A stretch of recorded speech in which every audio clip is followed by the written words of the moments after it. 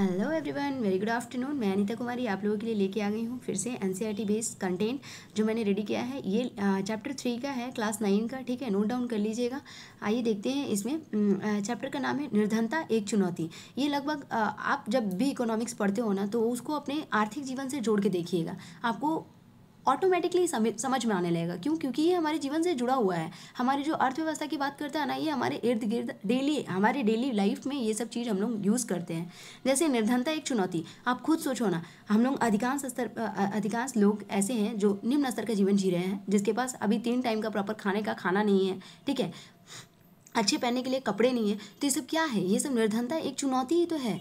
हम गरीब हैं उसी को बोलते हैं निर्धनता, हमारे पास धन नहीं है उसी को बोलते हैं निर्धनता। ठीक है, तो देश के समक्ष निर्धनता की समस्या का विश्लेषण करने के लिए नीति आयोग बहुआयामी निर्धनता सूचकांक का प्रयोग करता है। नीति आयोग क्या करता है, ध्यान दीजिएगा। कौन इसका ये दिखाता है? नीति आयोग। नीति आयोग क्या करता है? बहुआयामी निर्धनता सूचकांक का प्रयोग करता है।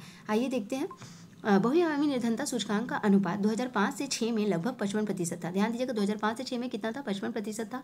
2015 से 16 में कितना था? 25% था। 2019 से 21 में था 15%। ठीक है, फिर बोल रहा है, महात्मा गांधी हमेशा कहते थे कि भारत सही अर्थों में तभी मुक्त हो पाएगा जब यहाँ का सबसे निर्धन व्यक्ति भी मानवीय व्यथा से मुक्त होगा। महात्मा गांधी हमेशा कहते थे कि भारत सही अर्थों में तभी मुक्त हो पाएगा या तभी स्वतंत्र हो पाएगा जब यहाँ का हर निर्धन व्यक्ति भी मानवीय व्यथा से मुक्त होगा, मानवीय दुखों से मुक्त होगा। ठीक है, राष्ट्रीय बहुआयामी सूचकांक निर्धनता की गणना 3 व्यापक सूचकों के आधार पर की जाती है। वो सूचक कौन कौन से हैं? पहला सूचक है स्वास्थ्य सूचक। अगर कोई व्यक्ति स्वस्थ रहेगा तो डेफिनेटली हम लोग बोल सकते हैं कि वह निर्धन नहीं रहेगा। क्यों? क्योंकि अगर हम लोग शारीरिक रूप से स्वस्थ रहते हैं ना, तो हम लोग समाज में कोई भी काम करके, कोई भी योगदान करके धन कमा सकते हैं, उससे अपनी निर्धनता दूर कर सकते हैं। तो पहली बात तो शारीरिक रूप से स्वस्थ हो। ठीक है, उसके बाद जैसे पोषण, इसमें क्या क्या आ जाएगा? आपका पोषण आ जाएगा, बाल और किशोर मृत्यु दर आ जाएगा, मातृ स्वास्थ्य दर आ जाएगा। ठीक है, उसके बाद आएगा शिक्षा सूचक। कोई व्यक्ति जो समाज में शिक्षित है ना, मैं 100% गारंटी के साथ कह सकती हूँ कि वो कभी बेरोजगार रह ही नहीं सकता है, वो कभी गरीब हो ही नहीं सकता है। जिसके पास शिक्षा का पावर है ना, वो उसका जादू का छड़ी चला के आराम से समाज से धन अर्जित कर सकता है। क्यों? क्योंकि उसके पास ज्ञान है, वो ये ज्ञान किसी को बांट के भी कमा सकता है। ठीक है, उसके बाद देखते हैं शिक्षा की उपस्थिति एवं जीवन स्तर सूचक, जैसे खाना बनाने का ईंधन, स्वच्छता, पेयजल, मकान, बिजली, संपत्ति, बैंक खाते आदि, ये सब आपको निर्धनता दूर करने में सहायता करते हैं। तीसरा है सामाजिक अपवर्जन और असुरक्षा का सूचक। सामाजिक अपवर्जन और असुरक्षा का मतलब क्या होता है? सामाजिक अपवर्जन का होता है कि मलिन बस्तियों में रहना। आप ध्यान दिए होंगे, शहरों में अधिकांशतः ऐसा होता है, जो भी गांव से प्रवासन करके शहर जाते हैं व्यक्ति, वो शहरों में क्या करते हैं ना, उनके पास रहने के लिए घर नहीं होता, ज़मीन नहीं होता, जायदाद नहीं होता, तो वो क्या करते हैं? मलिन बस्तियों में। तो एक ही बस्ती में जहाँ पे एक ही घर बन सकता है, वहाँ पे 10-10 झुग्गी बस्तियाँ एक साथ लगाए रहते हैं। वहीं पे आपका टॉयलेट का व्यवस्था, वहीं पे गंदे पानी, वही सरकारी नल के पानी से लोग पानी पीते हैं। तो इससे क्या होता है? ये मलिन बस्तियाँ। ठीक है, मलिन बस्तियों में रहने के लिए जहाँ पे लोग बाधित हो, ठीक है, वो सामाजिक अपवर्जन है। सामाजिक संपन्नता से वंचित संपन्न लोगों के वातावरण से अलग थलग। आप ध्यान देंगे, जो ये मलिन बस्तियाँ रहती है ना, वो संपन्न लोगों के वातावरण से अलग थलग रहती है। फिर है सामाजिक अपवर्जन। निर्धनता का कारण और परिणाम दोनों हो सकता है। सामाजिक अपवर्जन, इसमें निर्धनता या तो एक कारण भी हो सकता है, परिणाम दोनों हो सकता है। फिर है असुरक्षा। जब सभी लोगों के लिए बुरा समय आता है ना, चाहे कोई भी बाढ़ हो या भूकंप हो या नौकरियों की उपलब्धता में कमी या दूसरे लोगों की तुलना में अधिक प्रभावित होने की बड़ी संभावना का निरूपण ही असुरक्षा है। देखिए, असुरक्षा जब आएगा ना, बाढ़ आएगा, भूकंप आएगा, आप देखे होंगे जिसके ऊंचे ऊंचे घर रहते हैं बाढ़ में, वो नहीं डूबते हैं तो क्या होता है कि वो लोगों का सामान, वो लोगों का चीज़ सब बच जाता है। तो वो लोगों की तुलना में जो झुग्गियों में रहते हैं, उन लोगों की असुरक्षा की भावना ज़्यादा बढ़ जाती है। ठीक है, तो यही चीज़ यहाँ पे बताया है। आगे हम लोग देखते हैं, निर्धनता के आकलन की एक सर्वमान्य सामान्य विधि है, आय अथवा उपभोग के स्तरों पर आधारित है। देखो, आय और उपभोग के स्तरों से हम लोग पता लगा सकते हैं कि वो व्यक्ति निर्धन है या नहीं। आप ध्यान दिए होंगे, किसी का आय अच्छा होता है, उसका उपभोग भी अच्छा होता है। ठीक है, उपभोग शब्द का अर्थ होता है परिवार द्वारा विभिन्न मदों, जैसे भोजन, वस्त्रों पर खर्च की गई राशि। परिवार द्वारा विभिन्न मदों पर, परिवार द्वारा अलग अलग मद जो होता है ना, उस पर खर्च की गई राशि, जैसे कि कपड़ा, वस्त्र, ये सब खरीदने के लिए खर्च की गई राशि। ठीक है, कोई व्यक्ति निर्धन तब माना जाएगा जब उसका आय एवं उपभोग स्तर न्यूनतम स्तर से नीचे गिर जाता है। ध्यान दीजिएगा, कोई व्यक्ति कोई व्यक्ति निर्धन तब माना जाएगा, ठीक है, जब उसका आय एवं भोग स्तर, ठीक है, न्यूनतम स्तर से नीचे के स्तर से नीचे गिर जाता है, न्यूनतम स्तर से नीचे गिर जाए, और जो मूल आवश्यकताओं के दिए समूह को पूर्ण करने के लिए आवश्यक है, ठीक है। उसके बाद बोला अमेरिका में एक व्यक्ति गरीब है, ठीक है, उसके पास कार नहीं है। यहाँ पे डायरेक्ट बोल रहा है कि अमेरिका जो होता है ना, अमेरिका जैसे देश की हम लोग तुलना करते हैं, तो अमेरिका में वो व्यक्ति गरीब है जिसके पास कार नहीं है, जबकि इंडिया में अभी कार एक विलासिता की वस्तु है। अगर किसी के पास कार आ जाता तो लोग बोलते हैं यार बहुत अमीर है, इसके पास कार है, ठीक है। भारत में स्वीकृत कैलोरी यहाँ गलत हो गया, कैलोरी होगा, ठीक कर लीजिएगा, कैलोरी आवश्यकता ग्रामीण क्षेत्रों में 24 के, ऐसे माना गया है कि ग्रामीण क्षेत्रों में कैलोरी की आवश्यकता 24 के पर पर्सन और नगरीय क्षेत्रों में 21 के। क्यों ऐसा है, यहाँ पे ज़्यादा यहाँ पे कम, इसलिए क्योंकि ग्रामीण क्षेत्रों में लोग अधिक मेहनत करते हैं, नगरीय क्षेत्रों में ज़्यादा मेहनत नहीं करते हैं, ठीक है। वैश्विक विकास मानों के आधार पर भारत सरकार ने 12 विकासात्मक सूचकों का प्रयोग करके भारत में निर्धनों के अनुपात का आकलन शुरू किया है। वो 12 सूचक कौन कौन से हैं आगे मैं आपको बताऊंगी। पहले उन्हें देखते हैं। प्रचलित रूप से बहुआयामी निर्धनता सूची कहा जाता है, उसी को बहुआयामी निर्धनता सूची कहा जाता है।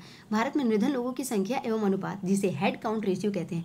भारत में जो निर्धन लोगों की संख्या और अनुपात का हम लोग काउंट करते हैं ना, उसको क्या कहते हैं, हेड काउंट रेशियो, SCR कहते हैं। ऐसे पूछेगा कि SCR में किस चीज़ की गणना की जाती है, तो आप फटाक से मार देना कि निर्धनता लोगों की संख्या के अनुपात की गणना की जाती है। हेड काउंट रेशियो में निर्धनता लोगों के संख्या के अनुपात की गणना की जाती है। राष्ट्रीय बहुआयामी निर्धनता सूचकांक के 12 सूचक है।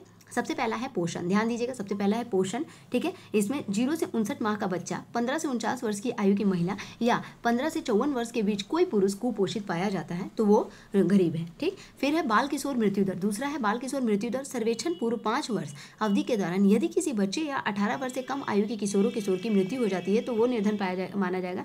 मात्र स्वास्थ्य दर, किसी महिला को प्रसव काल के दौरान प्रशिक्षित कुशल चिकित्सा के ये में गैर हाजिरी में अगर उसकी मृत्यु हो जाती है तो वो। फिर स्कूली शिक्षा के वर्ष, 10 वर्ष या उससे बड़े किसी भी बच्चे ने 6 वर्ष की स्कूली शिक्षा प्राप्त नहीं की है उसमें, ठीक है। स्कूल में उपस्थिति, यदि किसी घर में कोई बच्चा उस उम्र में स्कूल नहीं जा रहा जिस उम्र में उसको स्कूली शिक्षा पूरी करनी चाहिए तो उसको निर्धन बोलेंगे। खाना पकाने का ईंधन, यदि किसी घर में उपलो, खरपतवार, झाड़ी, लकड़ी आदि का प्रयोग, तारकोल, कोयला आदि का प्रयोग खाना बनाने के लिए होता है तो वहाँ पे वो लोग निर्धन है। स्वच्छता, यदि किसी घर में उन्नत शौच सुविधा नहीं है तो वहाँ पे, और पेयजल, यदि पेयजल उपस्थित नहीं है, पीने योग्य जल उपस्थित नहीं है तो वो लोग गरीब है। आवास, यदि रहने के लिए अच्छा घर नहीं है उन लोगों के पास तो वो लोग गरीब है। बिजली, यदि किसी के घर में बिजली नहीं है तो वो भी गरीब है, वो भी निर्धनता रेखा से नीचे में आते हैं। संपत्ति, रेडियो, टेलीविजन, टेलीफोन, कंप्यूटर, पशु गाड़ी, साइकिल, मोटर बाइक और फ्रिज, कार या ट्रक, ये सब गरीबी रेखा के अंदर ही आता है। और उसके बाद है बैंक खाता। अगर किसी एक घर में किसी भी व्यक्ति के पास बैंक खाता नहीं है तो वो निर्धनता रेखा से नीचे आएगा। उसके बाद है अंतर्राज्यीय असमानताएं। देखो राज्यों में भी असमानता होती है, बहुत सारे राज्य ठीक ठाक स्तर पे रहते हैं, निर्धनता नहीं होती है वहाँ पे। बहुत सारे राज्य में अधिक रूप में निर्धनता विद्यमान होती है। जैसे कि आप बिहार राज्य का उदाहरण ले लीजिए। बिहार में अधिकांश लोग क्या पलायन कर रहे हैं, नगरों की ओर पलायन कर रहे हैं। क्यों? क्योंकि बिहार में कोई स्कोप नहीं है, ठीक है। यहाँ पे बस एक नौकरी, सरकारी नौकरी के पीछे या तो बच्चे हैं, नहीं तो क्या करें, यहाँ पे कोई इंडस्ट्री नहीं है क्योंकि यहाँ पे लोग बिजनेस में लगे हुए हैं, उससे भी नहीं हो रहा है तो वो बाहर जा रहे हैं, अलग अलग देशों में कंपनी कारखानों में काम करने के लिए जा रहे हैं। तो अंतर्राज्यीय असमानताएं देखने को मिलती है, ठीक है। 2019 से 2021 के दौरान जो कर्नाटक, तमिलनाडु, दिल्ली, पंजाब, हिमाचल प्रदेश, आंध्र प्रदेश, हरियाणा एवं महाराष्ट्र का जो हेड काउंट रेशियो था, निर्धनता रेशियो था, वो 10% से भी कम हुआ है, ठीक है। निर्धनता दूर करने के लिए केरल ने मानव संसाधन विकास पर अत्यधिक जोर दिया। ध्यान दीजिएगा, यहाँ पे बहुत इंपॉर्टेंट चीज़ बोला है कि केरल ने किस चीज़ पे ध्यान दिया, मानव संसाधन विकास पर अत्यधिक जोर दिया। पश्चिम बंगाल ने भूमि सुधार पर के उपाय को माना है। आंध्र प्रदेश और तमिलनाडु ने अनाज के सार्वजनिक वितरण के सुधार पर ध्यान दिया है, ठीक है। विश्व बैंक गरीबी के लिए एक समान मानक, विश्व बैंक का मानक क्या है ऐसे पूछता है ये क्वेश्चन। विश्व बैंक का मानक $2.15 है। ध्यान रखिएगा, विश्व बैंक का जो मानक है $2.15 से कम प्रति व्यक्ति प्रतिदिन की न्यूनतम उपलब्धता का प्रयोग करता है। देशों के बीच आंकड़ों की तुलना के लिए अंतर्राष्ट्रीय एजेंसियों द्वारा अमेरिकी डॉलर का प्रयोग किया जाता है, ठीक है। चीन में निर्धन 2020 में 0.1% थे। अब आगे देखते हैं हम लोग। संयुक्त राष्ट्र संघ यूएन द्वारा एक अंतर्राष्ट्रीय संगठन जो निर्धनता को समाप्त करने के लिए कई देशों के साथ कार्य करता है। सरकार के सहयोग से संयुक्त राष्ट्र संघ ने 2030 तक पूरे किए जाने वाले 17 सतत विकास लक्ष्यों को बनाए थे। पूरे किए जाने वाले कितने विकास लक्ष्य बनाए थे? 17 विकास लक्ष्य को बनाए थे। SDS 1 सतत विकास का पहला लक्ष्य था 2030 के मध्य तक कम से कम सभी आयामी निर्धनता में जीने वाले सभी उम्र पुरुषों और महिलाओं के बच्चों के अनुपात को कम करना। उसके बाद दूसरा निर्धनता निरोधी उपाय। निर्धनता निरोधी उपाय के लिए 2 उपाय इंपॉर्टेंट थे। पहला है आर्थिक समृद्धि और दूसरा लक्षित निर्धनता निरोधी कार्यक्रम, ठीक है। निर्धनता कम करने के लिए बनाई गई योजना महात्मा गांधी राष्ट्रीय ग्रामीण रोजगार योजना गारंटी अधिनियम 2005, जिसको मनरेगा भी बोलते हैं, ये कब लागू हुआ था ऐसे पूछ देता है, तो ध्यान दीजिएगा ये 2005 में लागू हुआ था। और इसमें सबसे इंपॉर्टेंट चीज़ क्या पता है, इसमें बोला है कि हर घर के लिए 100 दिनों के लिए रोजगार, मतलब अगर कोई घर को रोजगार नहीं भी मिलता है तो 100 रुपया गवर्नमेंट अपने पैकेट से देगी, ठीक है। उसके बाद प्रधानमंत्री पोषण शक्ति अभियान, प्रधानमंत्री पोषण शक्ति अभियान पीएम पोषण भी इसको बोलते हैं। इसमें बच्चों को पोषण में सुधार और अधिक नामांकन, स्कूल छोड़ने की प्रवृत्ति का उन्मूलन करना, मतलब बच्चे स्कूल ना छोड़े, इसके लिए पीएम पोषण शुरू किया गया था और बच्चों के पोषण पर ध्यान देने के लिए। प्रधानमंत्री सुरक्षित मातृत्व अभियान, प्रधानमंत्री सुरक्षित मातृत्व अभियान पर भी ध्यान देना चाह रही थी, ठीक है। इसके लिए 2016 में गर्भवती महिलाओं को अच्छी प्रसव सुविधा दिलाकर प्रधानमंत्री उज्ज्वला योजना, ये भी 2016 में शुरू किया गया था।